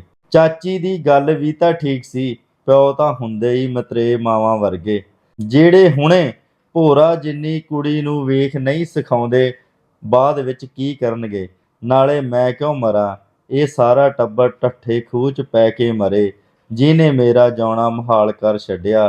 ਘਰ ਦਾ ਕੰਮ ਧੰਦਾ ਨਵੇੜ ਮੈਂ ਡਿਸਪੈਂਸਰੀ ਨੂੰ ਹੋ ਤੁਰੀ। ਡਿਸਪੈਂਸਰੀ ਦੇ ਬਰਾਂਡੇ 'ਚ ਲਟਕੇ ਪੋਸਟਰ ਨੂੰ ਵੇਖ ਕੇ ਮੈਨੂੰ ਹੌਲ ਜਿਹੇ ਪੈਣ ਲੱਗੇ। ਪੋਸਟਰ 'ਤੇ ਕੁੱਖ 'ਚ ਪਿਆ ਬੱਚਾ ਤੇ ਬੱਚੇ 'ਤੇ ਲੱਗਦੀ ਸੂਈ ਵੇਖਦਿਆਂ ਮੇਰੀ ਕੁੱਖ 'ਚ ਸੂਈਆਂ ਚੁੱਭਣ ਲੱਗੀਆਂ। ਪਰਚੀ ਲੈ ਕੇ ਮੈਂ ਡਾਕਟਰਨੀ ਦੇ ਕਮਰੇ ਵਿੱਚ ਚਲੀ ਗਈ। ਜੀਤਾਂ ਕੀ ਹਾਲ ਆ ਤੇਰਾ? ਉਹਨੇ ਮੇਰਾ ਹਾਲ ਕੀ ਪੁੱਛਿਆ। ਮੇਰੇ ਹੰਝੂ ਵਹਿ ਤੁਰੇ। ਡਾਕਟਰਨੀ ਜੀ, ਮੈਨੂੰ ਪਤਾ ਨਹੀਂ ਕੀ ਹੁੰਦਾ। ਇੱਕਦਮ ਸਭ ਕੁਝ ਮੇਰੇ ਵੱਸੋਂ ਬਾਹਰ ਹੋ ਜਾਂਦਾ। ਹੋਰ ਕੀ ਹੁੰਦਾ ਤੁਹਾਨੂੰ? ਡਾਕਟਰਨੀ ਜੀ, ਕਈ ਵਾਰ ਤਾਂ ਐਵੇਂ ਦਿਲ ਕਰੂ ਰੋਈ ਜਾਵਾਂ। ਤੁਹਾਨੂੰ ਘਬਰਾਉਣ ਦੀ ਕੋਈ ਲੋੜ ਨਹੀਂ। ਇਹ ਮਾਈਨਰ ਡਿਪਰੈਸ਼ਨ ਹੈ, ਹੋਰ ਕੋਈ ਸਮੱਸਿਆ ਨਹੀਂ। ਡਾਕਟਰਨੀ ਜੀ, ਬੱਚੇਦਾਨੀ ਦਾ ਨੁਕਸ ਹੈ। ਕਿਸੇ ਧੀ ਧਿਆਣੀ ਦਾ ਸਰਾਪ ਲੱਗਾ ਮੇਰੀ ਕੁੱਖ ਨੂੰ। ਮੁੰਡਾ ਲੱਭਦੀ ਨੇ ਦੇਹ ਨੂੰ ਰੋਗ ਲਾ ਲਿਆ। ਵੇਖ ਜੀਤਾ, ਮੁੰਡਾ ਹੋਣਾ ਬੰਦੇ ਦੇ ਵੱਸ ਹੁੰਦਾ, XY ਸੂਤਰ ਦਾ ਪਤਾ ਹੋਣਾ ਤੁਹਾਨੂੰ। ਨਹੀਂ ਡਾਕਟਰਨੀ ਜੀ, ਮੈਂ ਕਿਹੜਾ ਬਹੁਤਾ ਪੜ੍ਹੀ ਲਿਖੀ ਹੋਈ ਆ, ਮੈਨੂੰ ਨਹੀਂ XY ਸਮਝ ਪੈਣੇ। ਸਾਦੀ ਭਾਸ਼ਾ 'ਚ ਸਮਝਾਓ। ਵੇਖ ਜੀਤਾ, ਸਮਝ ਲੈ ਤੂੰ ਧਰਤੀ ਏ, ਤੇਰੇ 'ਚ ਬੀ ਤੇਰੇ ਘਰ ਵਾਲੇ ਦੇ ਪੈਣੇ। ਜੇ ਉਹਦੇ ਕੋਲ ਪੁੱਤ ਵਾਲੇ ਬੀ ਹੋਏ ਤੇਰੇ ਪੁੱਤ ਹੋ ਜੂ, ਜੇ ਉਹਦੇ ਕੋਲ ਧੀ ਵਾਲੇ ਬੀ ਹੋਏ ਤਾਂ ਧੀ ਹੋ ਜੂ। ਡਾਕਟਰਨੀ ਜੀ, ਇਹਦਾ ਮਤਲਬ ਮੇਰਾ ਕੋਈ ਕਸੂਰ ਨਹੀਂ, ਤੇ ਭਾਵੇਂ ਉਹ ਦੂਜੀ ਲੈ ਆਵੇ ਤਾਂ ਵੀ ਮੁੰਡਾ ਨਹੀਂ ਹੋਊ। ਵੇਖ ਜੀਤਾ, ਧਰਤੀ ਬਦਲਣ ਨਾਲ ਫਸਲ ਤਾਂ ਉਹੀ ਹੋਵੇਗੀ ਜਿਹੜਾ ਬੀ ਪਾਇਆ ਗਿਆ ਹੈ। ਹਾਂ ਹਾਂ ਡਾਕਟਰਨੀ ਜੀ, ਹਾਂ ਹੁਣ ਮੈਨੂੰ ਸਭ ਸਮਝ ਲੱਗ ਗਈ। ਜਦੋਂ ਦੀ ਡਿਸਪੈਂਸਰੀ ਤੋਂ ਮੁੜੀ ਆ, ਇਉਂ ਲੱਗਦਾ ਜਿਵੇਂ ਮਣਾ ਮੂੰਹੀ ਭਾਰ ਮੇਰੇ ਦਿਲ ਤੋਂ ਲੱਥ ਗਿਆ ਹੋਵੇ। ਮੇਰਾ ਜੀ ਕਰਦਾ ਮੈਂ ਸਾਰੇ ਸ਼ਰੀਕੇ ਨੂੰ ਇਕੱਠਾ ਕਰਕੇ ਆਖਾਂ ਮੇਰਾ ਕੋਈ ਕਸੂਰ ਨਹੀਂ। ਡਾਕਟਰਨੀ ਦੇ ਆਖੇ ਬੋਲ ਯਾਦ ਆਉਂਦੇ ਤਾਂ ਮੈਂ ਸਭ ਕਾਸੇ ਤੋਂ ਸੁਰਖਰੂ ਹੋ ਜਾਂਦੀ ਹਾਂ। ਮੈਨੂੰ ਲੱਗਦਾ ਜਿਵੇਂ ਮੈਂ ਐਵੇਂ ਹੀ ਇਸ ਟੱਬਰ ਦੀਆਂ ਸੱਚੀਆਂ ਝੂਠੀਆਂ ਤੋਹਮਤਾਂ ਮੱਥੇ ਮੜ ਲਈਆਂ, ਤੇ ਮੈਂ ਐਵੇਂ ਹੀ ਇੰਨੇ ਵਰੇ ਆਪਣੇ ਨਸੀਬਾਂ ਨੂੰ ਕੋਸਦੀ ਰਹੀ ਹੋਵਾਂ। ਪਰ ਹੁਣ ਮੈਨੂੰ ਕਿਸੇ ਦੀ ਕੋਈ ਪਰਵਾਹ ਨਹੀਂ। ਹੁਣ ਤਾਂ ਸੱਸ ਜੇ ਕੋਈ ਕੰਮ ਕਵੇ ਮੈਂ ਅਣਸੁਣੀ ਕਰ ਦੂੰ।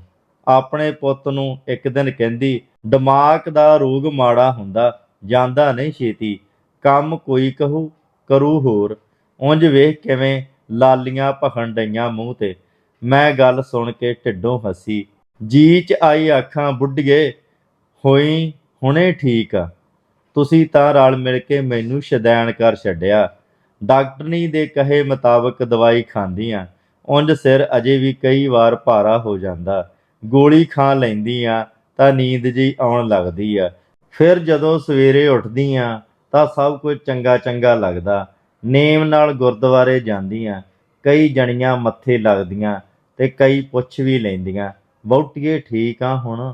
ਮੈਂ ਅੱਗਾਂ ਵੱਲ ਲੈਂਦੀ ਹਾਂ, ਲੈ ਚਾਚੀ ਮੈਨੂੰ ਕੀ ਹੋਇਆ ਸੀ? ਫਿਰ ਉਹ ਸਾਰਾ ਤਰਸ ਮੂੰਹ ਇਕੱਠਾ ਕਰਕੇ ਕਹਿਣਗੀਆਂ, ਚੱਲ ਧੀਏ ਪਰਮਾਤਮਾ ਦੇ ਲੜ ਲੱਗੀ ਰਹਿ, ਆਪੇ ਸੁਣੀ ਜਾਊ ਤੇਰੀ। ਮੈਂ ਬਸ ਹੱਸ ਛੱਡਦੀ ਹਾਂ। ਹੁਣ ਤੇ ਮੈਂ ਘਰ ਵੀ ਸੱਜ ਸਵਰ ਕੇ ਰਹਿੰਦੀ ਹਾਂ। ਬਾਹਰੋਂ ਮੇਰਾ ਖਸਮ ਆਇਆ ਤੇ ਮੇਰੇ ਵੱਲ ਝਾਕਦਿਆਂ ਕਹਿੰਦਾ, ਸਹੁਰੀ ਦੀਏ ਬੜਾ ਫੱਬਣ ਡਈ ਆ ਅੱਜ। ਫੱਬਾ ਨਾ, ਤੂੰ ਤਾਂ ਸਾਰਿਆਂ ਨਾਲ ਰਲ ਮਿਲ ਕੇ ਮੈਨੂੰ ਸ਼ੈਤਾਨ ਕਰ ਛੱਡਿਆ। ਥੋੜ੍ਹੀ ਬਹੁਤ ਅਕਲ ਆਈ ਆ ਹੁਣ, ਆਪਣਾ ਆਪ ਸਾਂਭਿਆ। ਮੈਂ ਐਵੇਂ ਓਪਰਿਆਂ ਜਿਹਾ ਵਾਂਗ ਜਵਾਬ ਦਿੱਤਾ। ਉਂਝ ਮੈਂ ਸਭ ਸਮਝਦੀ ਸੀ ਇਹਦੀਆਂ। ਹੁਣ ਕਿੱਦਾਂ ਮੀਣਾ ਘੁੱਗਾ ਬਣਿਆ ਫਿਰਦਾ, ਘਰ ਜੋ ਕੋਈ ਨਹੀਂ, ਝਾਕਦੀ ਕਿੱਦਾਂ ਜਿਵੇਂ ਮੈਂ ਕੋਈ ਓਪਰਾ ਬੰਦਾ ਹੋਵਾਂ। ਵੇ ਤੂੰ ਓਪਰਾ ਹੀ ਬਣ ਗਿਆ ਮੇਰੇ ਲਈ। ਤੇਰੇ ਭਾ ਦੀ ਤਾਂ ਮੈਂ ਕਦੋਂ ਦੀ ਮਰ ਮੁੱਕ ਗਈ, ਕਦੇ ਕੁਝ ਪੁੱਛਿਆ ਹੀ ਮੈਨੂੰ। ਚੱਲ ਸਭ ਕੁਝ ਪੁੱਛਦਾ, ਜਰਾ ਕਮਰੇ 'ਚ ਆ। ਅੱਜ ਕਿੰਨੇ ਦਿਨਾਂ ਬਾਅਦ ਉਹ ਮੇਰੇ ਨੇੜੇ ਆਉਣ ਨੂੰ ਫਿਰਦਾ। ਉਂਝ ਕਹਿੰਦੇ ਹੁੰਦੇ ਆ, ਖਸਮ ਹੋਵੇ ਵੱਲ ਤਾਂ ਵਿਹੜਾ ਦੇਵਾਂ ਥਲ, ਪਰ ਮੈਨੂੰ ਪਤਾ ਨਾ ਇਹਦੇ ਕਦੇ ਵੱਲ ਹੋਣਾ ਤੇ ਨਾ ਹੀ ਮੇਰੇ ਤੋਂ ਵਿਹੜਾ ਥਲ ਹੋਣਾ। ਆਪਣੇ ਮਤਲਬ ਨੂੰ ਅੱਜ ਕਿੱਡਾ ਗੁੜ ਦਾ ਕੜਾਹ ਬਣੀ ਫਿਰਦਾ। ਉਂਝ ਇਹਦੇ ਮਤਲਬ 'ਚੋਂ ਮੈਂ ਆਪਣਾ ਮਤਲਬ ਕੱਢ ਸਕਦੀ ਸੀ। ਐਵੇਂ ਅੜਬਮਤੀ ਜਿਹੀ ਹੋਈ ਬਾਹਰ ਬੈਠੀ ਰਹੀ, ਨਾਲੇ ਮੈਂ ਕਿਉਂ ਇਹਦੇ ਪਿੱਛੇ ਪਿੱਛੇ ਤੁਰੀ ਫਿਰਾਂ। ਮੇਰੇ 'ਚ ਕਿਹੜਾ ਕੋਈ ਕਾਣ ਆ? ਕਮਰੇ 'ਚੋਂ ਬਾਹਰ ਨਿਕਲ ਮੇਰਾ ਖਸਮ ਪਜਾਮੇ ਵਾਂਗ ਪੁੜਕੀ ਜਾਵੇ। ਸਹੁਰੀ ਦੀਏ ਕਰ ਲਾਂ ਮਨ ਆਈਆਂ, ਸੌਕਣ ਲੈ ਕੇ ਆਊਂ ਤੇਰੀ। ਉਹ ਲੈ ਆ ਸੌਕਣ, ਬਣਨਾ ਜੁੜਨਾ ਤੈਥੋਂ ਉੱਥੋਂ ਵੀ ਕੁਝ ਨਹੀਂ। ਤੇਰੇ 'ਚ ਮੁੰਡਿਆਂ ਵਾਲੇ ਕਾਣੀ ਹੈ ਨਹੀਂ। ਕੀ ਭੌਂਕੀ? ਨਾਲੇ ਸਹੁਰੇ ਦੀਏ ਦੱਸ ਖਾਂ ਕੀ ਕੋੜ ਹੋਇਆ ਮੇਰੇ ਕਣਾਂ ਨੂੰ? ਉਹ ਚੁੱਲ੍ਹੇ ਅੱਗੇ ਪਈਆਂ ਛਟੀਆਂ ਨਾਲ ਮੈਨੂੰ ਝੰਬਣ ਲੱਗਿਆ। ਉਹ ਕੁੱਟੀ ਜਾਵੇ, ਮੈਂ ਅੱਗੋਂ ਪਤਾ ਨਹੀਂ ਕੀ ਕੀ ਬੱਕੜਵਾ ਕਰੀ ਜਾਵਾਂ। ਚੀਕ ਚਹਾੜਾ ਸੁਣ ਮੇਰੀ ਪਤੀਸ ਆ ਗਈ। ਮੇਰੇ ਖਸਮ ਹੱਥੋਂ ਛਟੀ ਫੜ ਕੇ ਕਹਿਣ ਲੱਗੀ, ਵੇ ਕਿਉਂ ਮਾਰਦਾ ਇਹਨੂੰ? ਜਨਾਨੀ ਤੱਤੜੀ 'ਚ ਹੁੰਦਾ ਕੀ ਆ? ਜਿਹੀ ਕੰਧ ਕੁੱਟ ਲਈ ਤੇਹੀ ਜਨਾਨੀ ਕੁੱਟ ਲਈ। ਮੈਨੂੰ ਦੰਦਲ ਪੈ ਗਈ। ਜਦੋਂ ਸੁਰਤ ਸੰਭਾਲੀ ਤਾਂ ਮੇਰੀ ਪਤੀਸ ਮੇਰੇ ਪੈਰਾਂ ਨੂੰ ਜ਼ੋਰ ਜ਼ੋਰ ਦੀ ਝੱਸ ਰਹੀ ਸੀ। ਮੈਂ ਚੁੰਨੀ ਦੇ ਪੱਲੇ ਬੱਧੀ ਗੋਲੀ ਖਾ ਲਈ। ਡਾਕਟਰਨੀ ਦੀ ਗੋਲੀ ਨੇ ਮੇਰੇ ਹੰਝੂ ਮੁਕਾ ਦਿੱਤੇ। ਹੁਣ ਐਵੇਂ ਮੈਨੂੰ ਗੱਲ ਗੱਲ ਤੇ ਰੋਣ ਨਹੀਂ ਆਉਂਦਾ। ਵੇਖ ਚਾਚੀ ਕਰਤੂਤ ਆਪਣੇ ਪੱਲੇ ਹੈ ਨਹੀਂ, ਕੁੱਟ ਕੇ ਮੈਨੂੰ ਚਲਾ ਗਿਆ। ਚੱਲ ਧੀਏ ਬੁਲਾਰਾ ਨਾ ਕਰ ਬਹੁਤਾ, ਤੂੰ ਇੱਥੇ ਹੀ ਵਸਣਾ। ਸਿਆਣੇ ਕਹਿੰਦੇ ਆ, ਇੱਕੋ ਹੱਟੀ ਉਹ ਵੀ ਕਪੱਤੀ, ਮੁੜ ਮੁੜ ਜਾਣਾ ਉਸੇ ਹੱਟੀ ਤੇ ਧੀਏ ਤੂੰ ਦੱਸ ਖਾਂ, ਬੰਦੇ ਵੀ ਭਲਾ ਬੇਕਰਤੂਤੇ ਹੁੰਦੇ ਆ। ਚਾਚੀ ਤੈਨੂੰ ਵੀ ਨਹੀਂ ਪਤਾ, ਮੈਂ ਸਾਰਿਆਂ ਨੂੰ ਦੱਸੂ, ਮੁੰਡਿਆਂ ਵਾਲੀ ਕਰਤੂਤ ਇਹਦੇ ਪੱਲੇ ਹੈ ਨਹੀਂ। ਮੇਰੀ ਹਰ ਗੱਲ ਦਾ ਹੁੰਕਾਰਾ ਭਰਨ ਵਾਲੀ ਚਾਚੀ ਨੇ ਅੱਜ ਮੇਰੀ ਇਸ ਗੱਲ ਦਾ ਕੋਈ ਜਵਾਬ ਨਹੀਂ ਸੀ ਦਿੱਤਾ, ਬਸ ਮੇਰੇ ਸਿਰ ਤੇ ਹੱਥ ਰੱਖ ਕਮਰੇ ਚੋਂ ਬਾਹਰ ਹੋ ਗਈ ਸੀ। ਤੇਰੇ ਕਣ ਕਣ ਵਿੱਚ ਕੁੜੀਆਂ, ਕੱਲ ਦੀ ਫਿਰ ਕਲਹਿ ਦੀ ਮੁੱਢੀ ਆ ਕੇ ਬੈਠੀ ਆ। ਆਉਂਦੀ ਕਹਿੰਦੀ, ਭਾਬੀ ਠੀਕ ਆ ਹੁਣ? ਮੈਂ ਵੀ ਅੱਗੋਂ ਪਲਟ ਕੇ ਜਵਾਬ ਦਿੱਤਾ, ਲੈ ਮੈਨੂੰ ਕੀ ਹੋਇਆ ਸੀ? ਉਹ ਮੇਰਾ ਮੂੰਹ ਵੇਂਹਦੀ ਰਹਿ ਗਈ। ਬਾਹਰੋਂ ਉਹਦੀ ਮਾਂ ਆਈ ਤਾਂ ਉਹਨੂੰ ਕਹਿਣ ਲੱਗੀ, ਮਾਂ ਤੇਰੀ ਨੂੰਹ ਤਾਂ ਅਪਲ ਟਪਲੀਆਂ ਮਾਰਨ ਲੱਗ ਪਈ ਆ। ਕਹਿੰਦੀ ਆ ਮੈਨੂੰ ਤਾਂ ਕਦੇ ਕੁਝ ਹੋਇਆ ਹੀ ਨਹੀਂ ਸੀ। ਨੀ ਧੀਏ, ਕਦੇ ਕਮਲਾ ਵੀ ਆਪਣੇ ਆਪ ਨੂੰ ਕਮਲਾ ਕਹਿੰਦਾ ਹੁੰਦਾ? ਮਾਂ ਧੀ ਦੀਆਂ ਗੱਲਾਂ ਸੁਣ ਮੈਨੂੰ ਆਪਣੇ ਆਪ ਤੇ ਸ਼ੱਕ ਹੋਇਆ, ਪਰ ਹੁਣ ਤਾਂ ਮੇਰਾ ਸਿਰ ਵੀ ਕਦੇ ਕਦਾਈ ਭਾਰਾ ਹੁੰਦਾ। ਜਦ ਦਵਾਈ ਖਾ ਲਵਾਂ ਠੀਕ ਹੋ ਜਾਂਦਾ, ਪਰ ਇਹ ਵੱਡੀਆਂ ਚਾਤਰਾਂ ਮੈਨੂੰ ਸ਼ੁਦੈਣ ਕਿਉਂ ਸਮਝਦੀਆਂ? ਜੇ ਇਹਨਾਂ ਦੀਆਂ ਜਰਦੀ ਸੀ ਤਾਂ ਵੀ ਸ਼ੁਦੈਣ, ਤੇ ਹੁਣ ਜਦ ਮੈਂ ਕਹਿੰਦੀ ਆ ਮੈਂ ਠੀਕ ਆ ਤਾਂ ਮੰਨਦੀਆਂ ਨਹੀਂ। ਇਸ ਕਲਹਿ ਦੀ ਮੁੱਢੀ ਨੂੰ ਘਰੇ ਟੇਕ ਨਹੀਂ ਆਉਂਦੀ। 8-10 ਦਿਨੀ ਪੇਕੇ ਆਣ ਧਮਕੂ। ਪਰਦੇ ਪਰਦੇ ਪਰਦੇ, ਨਾਲੇ ਲੋਕੀ ਰੰਨਾ ਭਾਲਦੇ, ਨਾਲੇ ਕੁੜੀਆਂ ਜੰਮਣ ਤੋਂ ਡਰਦੇ। ਨੀ ਭਾਬੀ, ਆਹ ਬੋਲੀਆਂ ਕਿੱਥੇ ਪੈਣ ਡਈਆਂ? ਸਰਕਾਰੀ ਸਕੂਲ ਵਿੱਚ ਜਦੋਂ ਮੈਂ ਆਉਣ ਡਈ ਸੀ, ਵਾਹਵਾ ਝੰਡੀਆਂ ਲੱਗੀਆਂ ਸੀ ਉੱਥੇ। ਆਹੋ, ਕੱਲ ਕਿਸੇ ਵੱਡੇ ਅਫਸਰ ਨੇ ਆਉਣਾ ਸਕੂਲ ਵਿੱਚ। ਮੈਂ ਆਪਣੀ ਗੱਲ ਨਿਬੇੜ ਕੰਮ ਧੰਦੇ ਲੱਗ ਗਈ ਸੀ। ਉਂਝ ਵੀ ਮੈਨੂੰ ਇਹਦੇ ਨਾਲ ਸਿਰ ਖਪਾਉਣਾ ਚੰਗਾ ਨਹੀਂ ਸੀ ਲੱਗਦਾ। ਪੇੜਾ ਪੇੜਾ ਪੇੜਾ, ਪੁੱਤਾਂ ਤੇਰਾ ਧਨ ਵੰਡਣਾ, ਧੀਆਂ ਵੰਡਣਾ ਦੁੱਖੜਾ ਤੇਰਾ। ਭਾਬੀ, ਆਹ ਬੋਲੀਆਂ ਕਿਵੇਂ ਦੀਆਂ ਪੈਣ ਡਈਆਂ? ਆਪਣੇ ਵੇਲੇ ਤਾਂ ਇਹੋ ਜਿਹੀਆਂ ਬੋਲੀਆਂ ਨਹੀਂ ਸੀ ਹੁੰਦੀਆਂ। ਮੈਂ ਚੁੱਪ ਰਹੀ, ਪਰ ਮੈਨੂੰ ਇਹ ਬੋਲੀਆਂ ਚੰਗੀਆਂ ਲੱਗਦੀਆਂ। ਰਸੋਈ 'ਚ ਮੈਂ ਇਸ ਕਲਹਿ ਦੀ ਮੁੱਢੀ ਲਈ ਚਾਹ ਬਣਾਉਣ ਚਲੇ ਗਈ। ਹੁਣ ਪਤਾ ਨਹੀਂ ਕਿਹਦੇ ਨਾਲ ਗੱਲੀ ਟੱਕਰੀ ਸੀ। ਬਾਹਰ ਨਿਕਲ ਵੇਖਿਆ ਤਾਂ ਸਕੂਲ ਦੀ ਚੌਂਕੀਦਾਰਨੀ ਸੀ। ਮਾਸਟਰਨੀਆਂ ਦੀ ਚਾਹ ਲਈ ਦੁੱਧ ਲੈਣ ਆਈ ਸੀ। ਮੈਨੂੰ ਵੇਖ ਕੇ ਕਹਿਣ ਲੱਗੀ, ਆ ਜਾਓ ਦੋਵੇਂ ਨਨਾਣ ਭਰਜਾਈ ਸਕੂਲੇ ਰੌਣਕ ਮੇਲਾ ਵੇਖਣ, ਤੁਹਾਡੀਆਂ ਸ਼ਰੀਕਣੀਆਂ ਵੀ ਆਉਣ ਲੱਗੀਆਂ। ਚੱਲ ਭਾਬੀ ਚੱਲੀਏ। ਪਰ ਸੱਚ ਤੈਨੂੰ ਤਾਂ ਗਿੱਧੇ ਤੋਂ ਡਰ ਲੱਗਦਾ? ਹੁਣ ਨਹੀਂ ਮੈਨੂੰ ਡਰ ਲੱਗਦਾ। ਗਿੱਧੇ ਤੋਂ ਤਾਂ ਕੀ, ਕਿਸੇ ਤੋਂ ਵੀ ਡਰ ਨਹੀਂ ਲੱਗਦਾ। ਮੈਂ ਕਿਉਂ ਡਰਾਂ ਭਲਾ? ਇਹਨਾਂ ਆ ਕੇ ਮੈਂ ਅੰਦਰੋਂ ਨਵਾਂ ਸੂਟ ਪਾ ਕੇ ਉਹਦੇ ਨਾਲ ਸਕੂਲ ਪਹੁੰਚ ਗਈ। ਝਾਵਾਂ ਝਾਵਾਂ ਝਾਵਾਂ, ਸਾਨੂੰ ਨਾ ਮਾਰੋ, ਅਸੀਂ ਹਾਂ ਨੰਨੀਆਂ ਛਾਵਾਂ। ਬੋਲੀ ਸੁਣ ਮੇਰੀਆਂ ਅੱਖਾਂ ਭਰ ਆਈਆਂ। ਗਿੱਧੇ 'ਚ ਨੱਚਦੀਆਂ ਕੁੜੀਆਂ ਮੈਨੂੰ ਆਪਣੀਆਂ ਹੀ ਕੁੱਖੋਂ ਜਾਈਆਂ ਲੱਗੀਆਂ। ਮੇਰਾ ਦਿਲ ਕਰੇ ਉਹਨਾਂ ਨੂੰ ਆਪਣੀ ਹਿੱਕ ਨਾਲ ਲਾ ਲਵਾਂ। ਅਗਲੇ ਹੀ ਪਲ ਮੈਨੂੰ ਉੱਥੇ ਪੈਂਦੀਆਂ ਬੋਲੀਆਂ ਦੀ ਆਵਾਜ਼ ਨਹੀਂ ਸੀ ਸੁਣ ਰਹੀ। ਮੈਂ ਉੱਥੇ ਪਹੁੰਚ ਗਈ ਸੀ ਜਿੱਥੇ ਵਿਆਹ ਵਾਲਾ ਘਰ ਸੀ, ਜਿੱਥੇ ਸਾਰੀਆਂ ਸ਼ਰੀਕਣੀਆਂ ਜੁੜ ਗਿੱਧਾ ਪਾਉਣ ਡਈਆਂ ਸੀ, ਤੇ ਜਿੱਥੇ ਮੇਰੀ ਨਨਾਣ ਨੇ ਗਿੱਧੇ ਦੇ ਪਿੜ 'ਚ ਮੈਨੂੰ ਖਿਲਾਰ ਕੇ ਬੋਲੀ ਪਾਈ ਸੀ, ਸੱਤ ਦੇ ਬਚਨ ਵਿੱਚ ਪੁੜੀਆਂ, ਸੱਤ ਦੇ ਬਚਨ ਵਿੱਚ ਪੁੜੀਆਂ, ਅਸਾਂ ਤੈਨੂੰ ਨਹੀਂਓ ਰੱਖਣਾ, ਤੇਰੀ ਨਾਲ ਨਾਲ ਵਿੱਚ ਕੁੜੀਆਂ। ਨਨਾਣ ਦੀ ਪੁਰਾਣੀ ਪਾਈ ਬੋਲੀ ਮੇਰੇ ਚਾਰੇ ਪਾਸੇ ਗੂੰਜਣ ਲੱਗੀ, ਤੇ ਮੈਂ ਸਾਹਮਣੇ ਖਲੋਤੀ ਨਨਾਣ ਨੂੰ ਗਿੱਧੇ ਦੇ ਪਿੜ 'ਚ ਧੂ ਲਿਆਈ ਤੇ ਪੂਰੇ ਹਿੱਕ ਦੇ ਜ਼ੋਰ ਨਾਲ ਆਪਣੀ ਵਾਰੀ ਲੈਂਦਿਆਂ ਬੋਲੀ ਛੂਹ ਲਈ। ਸੱਤ ਦੇ ਬਚਨ ਵਿੱਚ ਪੁੜੀਆਂ, ਸੱਤ ਦੇ ਬਚਨ ਵਿੱਚ ਪੁੜੀਆਂ, ਤੇਰੇ ਵੀਰ ਘਰ ਨਹੀਂਓ ਵਸਣਾ, ਉਹਦੇ ਕਣ ਕਣ ਦੇ ਵਿੱਚ ਕੁੜੀਆਂ। ਤੇਰੇ ਵੀਰ ਘਰ ਨਹੀਂਓ ਵਸਣਾ, ਉਹਦੇ ਕਣ ਕਣ ਦੇ ਵਿੱਚ ਕੁੜੀਆਂ। ਤੇ ਅੱਜ ਕਿੰਨੇ ਹੀ ਚਿਰਾਂ ਬਾਅਦ ਮੈਨੂੰ ਗਿੱਧੇ ਦੇ ਪਿੜ ਤੋਂ ਡਰ ਨਹੀਂ ਸੀ ਲੱਗਾ, ਤੇ ਅੱਜ ਕਿੰਨੇ ਹੀ ਚਿਰਾਂ ਬਾਅਦ ਮੈਂ ਗਿੱਧੇ ਦੇ ਪਿੜ 'ਚ ਬੋਲੀ ਪਾਈ ਸੀ, ਤੇ ਅੱਜ ਕਿੰਨੇ ਹੀ ਚਿਰਾਂ ਬਾਅਦ ਮੈਂ ਗਿੱਧਾ ਪਾਉਂਦਿਆਂ ਆਪਾ ਖੋ ਬੈਠੀ ਸੀ, ਤੇ ਅੱਜ ਕਿੰਨੇ ਹੀ ਚਿਰਾਂ ਬਾਅਦ ਬੋਲੀ ਦੀ ਲੈ ਮੇਰੇ ਪੈਰ ਧਰਤ ਤੋਂ 4-4 ਗਿੱਠਾਂ ਉੱਚੇ ਉੱਠਣ ਡਏ ਸੀ। ਬੋਲੀ ਦੀ ਲੈ ਰਤਾ ਮੱਠੀ ਹੋਈ ਤਾਂ ਸਾਹਮਣੇ ਬੈਠੀਆਂ ਮੈਨੂੰ ਮੇਰੀਆਂ ਸ਼ਰੀਕਣੀਆਂ ਦਿਸੀਆਂ, ਪਰ ਉਹ ਤਾਂ ਅੱਜ ਫਿਰ ਮੇਰੇ ਵੱਲ ਹੀ ਵੇਖ ਵੇਖ ਹੱਸਣ ਡਈਆਂ ਸੀ। ਕਲਹਿ ਦੀ ਮੁੱਢੀ ਮੇਰੀ ਨਨਾਣ ਨੇ ਮੈਨੂੰ ਘੁੱਟ ਕੇ ਬਾਹਾਂ 'ਚ ਜਕੜ ਲਿਆ ਤੇ ਬੜੀ ਸਿਆਣੀ ਜਿਹੀ ਬਣਦੀ ਮੈਨੂੰ ਕਹਿਣ ਲੱਗੀ, ਨਹੀਂ ਭਾਬੀ, ਥੋੜ੍ਹੀ ਅਕਲ ਕਰ, ਦਿਮਾਗ ਦਾ ਨੁਕਸ ਛੇਤੀ ਨਹੀਂ ਜਾਂਦਾ। ਹੁਣ ਤਾਂ ਤੈਨੂੰ ਥਾਂ ਕੁ ਥਾਂ ਦਾ ਵੀ ਪਤਾ ਨਹੀਂ ਲੱਗਦਾ। ਬੋਲੀ ਕੀ ਸੀ ਤੇ ਤੂੰ ਕੀ ਅਪਲ ਟਪਲੀਆਂ ਮਾਰਨ ਲੱਗ ਪਈ। ਮੈਂ ਉਹਦੇ ਮੀਸਨੇ ਜਿਹੇ ਚਿਹਰੇ ਨੂੰ ਅਜੀਬ ਜਿਹੀਆਂ ਨਜ਼ਰਾਂ ਨਾਲ ਝਾਕਿਆ ਤੇ ਫਿਰ ਮੈਂ ਹੱਸਦੀ ਹੱਸਦੀ ਰੋਣ ਲੱਗ ਪਈ। ਸਾਥੀਓ, ਇਹ ਸੀ ਕਹਾਣੀਕਾਰ ਸਰਗੀ ਜੀ ਦੀ ਕਹਾਣੀ ਕੁੜੀਆਂ। ਬਹੁਤ ਸੋਹਣੀ ਕਹਾਣੀ ਸੀ, ਤੁਸੀਂ ਸੁਣੀ, ਤੁਹਾਡਾ ਧੰਨਵਾਦ। ਸਾਥੀਓ, ਜੇ ਤੁਹਾਨੂੰ ਮੇਰੀਆਂ ਇਹ ਵੀਡੀਓ ਚੰਗੀਆਂ ਲੱਗਦੀਆਂ, ਲਾਈਕ ਸ਼ੇਅਰ ਤੇ ਸਬਸਕ੍ਰਾਈਬ ਜ਼ਰੂਰ ਕਰ ਦੇਣਾ। ਧੰਨਵਾਦ ਸਾਥੀਓ, ਮਿਲਦੇ ਹਾਂ ਕਿਸੇ ਹੋਰ ਕਹਾਣੀ ਦੇ ਨਾਲ।